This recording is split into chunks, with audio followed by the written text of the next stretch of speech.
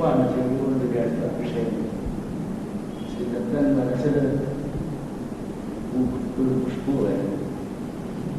ഇത് രണ്ടും കൂടെ എന്തെങ്കിലും ബന്ധമുണ്ടോ എന്ന് ഞാൻ അറിഞ്ഞൂടാണ്. ഞാൻ അകത്തൊരു ചിന്താപരത്തിലായി. ഞാൻ എന്തെങ്കിലും വായിച്ചാലേ വരയ്ക്കും. ഞാൻ വായിച്ചാൽ വരയ്ക്കുമെന്നാണ് പറഞ്ഞത്. വായന തീരുന്നതുപോലെ വരച്ചുകൊണ്ടിരിക്കുന്നു. ഞാൻ വിചാരിച്ചു ഞാൻ വായിക്കുമ്പോൾ അഭിനയിക്കുകയാണ് നമ്മൾ നടന്മാരൊക്കെ. അപ്പം അത് വേറെ ഒരു സെഷനാക്കാം. നമ്മൾ പറയുന്നതാണ് വരയ്ക്കുന്നതാണ് നോക്കാനൊക്കെയില്ല.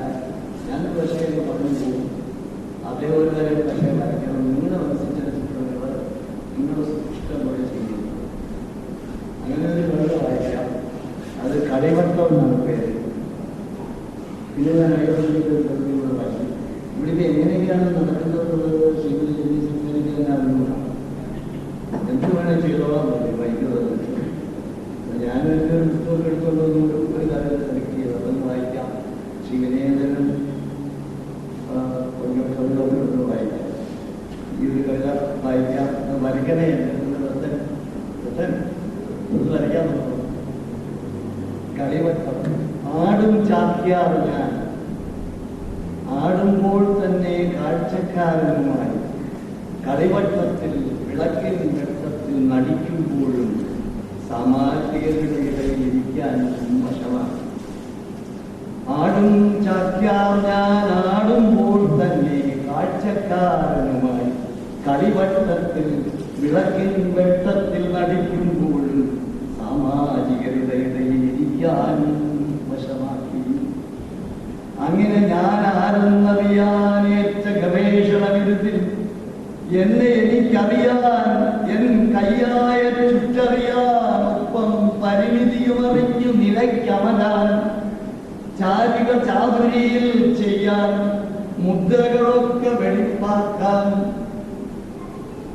എന്നെ എനിക്കറിയാൻ, എൻ കയ്യായ ചുറ്ററിയാൻ, ഒപ്പം പരിമിതിയുമറിഞ്ഞു നിലയ്ക്കമരാൻ, ചാരിക ചാതുരിയിൽ ചെയ്യാൻ, മുദ്രകളൊക്കെ വെടിപ്പാക്കാൻ.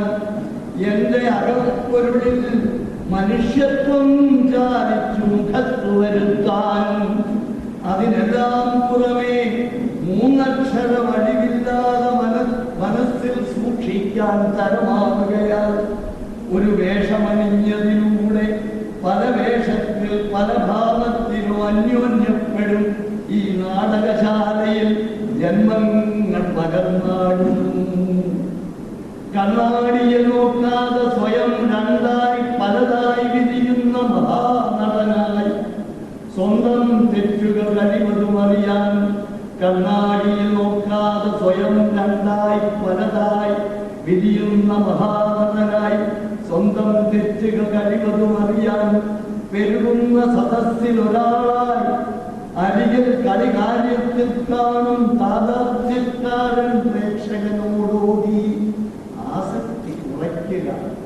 ചുടുകണ്ണീർ പാഴാക്കായ്വാൻ സഹനം ശീലിക്കുക. ഞാൻ ആടും മാനവീയമിത് വാനവീയമാക്കേണ്ട. ഞാൻ വാനവനായി വളർന്നാലും വാമനെന്ന് ചുരുക്കേണ്ട.